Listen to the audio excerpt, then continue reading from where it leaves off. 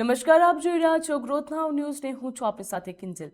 સમાચારની શરૂઆત કરીએ તો અમદાવાદમાં યોજાનારી ભગવાન જગન્નાથજીની 149મી ઐતિહાસિક રથયાત્રા પૂર્વે શહેરમાં શાંતિ, સુરક્ષા અને કોમી એકતાનો સંદેશ પહોંચાડવા માટે અમદાવાદ શહેર પોલીસ દ્વારા ભવ્ય એકતા બાઇક રેલીનું આયોજન કરવામાં આવ્યું હતું. પ્રેમ દરવાજા ચોકી માધુપુરાથી શરૂ થયેલી આ રેલીમાં અમદાવાદ શહેર પોલીસ કમિશનર સહિત પોલીસના ઉચ્ચ અધિકારીઓ પણ ઉપસ્થિત રહ્યા હતા. શહેરમાં સૌહાર્દપૂર્ણ વાતાવરણ જળવાઈ રહે તે માટે અને સુરક્ષાનો સંદેશો જન જન સુધી પહોંચે તે માટે આ રેલીનો મુખ્ય ઉદ્દેશ્ય હતો. જ્યાં અમદાવાદની હવે રથયાત્રાની ગણતરીના દિવસો બાકી રહ્યા છે, ત્યારે પોલીસ દ્વારા ચુસ્ત બંદોબસ્ત ગોઠવવામાં આવ્યો છે.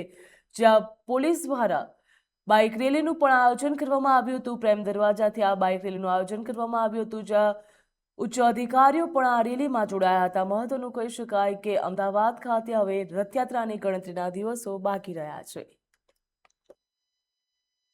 એકતા જળવાય એના મેસેજ સાથે અલગ અલગ કાર્યક્રમો કરવામાં આવી રહ્યા છે, જેમાં ભાગરૂપે આજે આપણા પ્રેમ દરવાજાથી લઈને જગન્નાથજીના મંદિર તક 8 કિલોમીટર રૂટ ઉપર જો બાઇક એક કોમી બાઇક યાત્રા, કોમી એકતાના બાઇક યાત્રાના આજે અમે લોકો કરવા જઈ રહ્યા છીએ, જેમાં લગભગ 75 જેટલા અમારી બાઇક છે જો અને સાથોસાથ 150 જેટલા અમારા પોલીસ અધિકારીઓ જવાનો છે.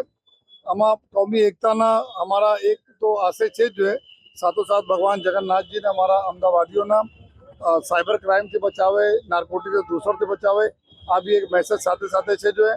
અને અહીંયા જેટલા બી રૂટ ઉપર આવતા જો શાંતિ સમિતિના મેમ્બર્સ હોય કે બીજા અમારા લોકો હોય છે જો એના બી ખૂબ સારા સહકાર તમામ દિવસો અમે મળી રહ્યા છે જો.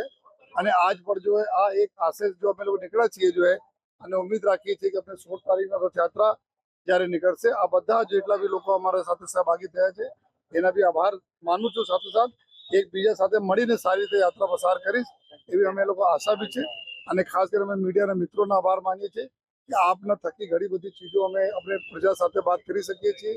અને અમારા લોકોને બી આપના થકી એક બધાનો મેસેજ આપવા માંગીએ છીએ કે આપના અમદાવાદ શહેર પોલીસ એકદમ મક્કમ છે, સજગ છે અને ખૂબ જ મહેનત કરી રહી છે જો તો આપ આપણે પોલીસ પર ભરોસા રાખશો, કોઈ પણ પ્રકારના અફવા વગેરે ધ્યાન નહીં આપશો અને એનાથી દૂર રહેશો એ બધાને વિનંતી.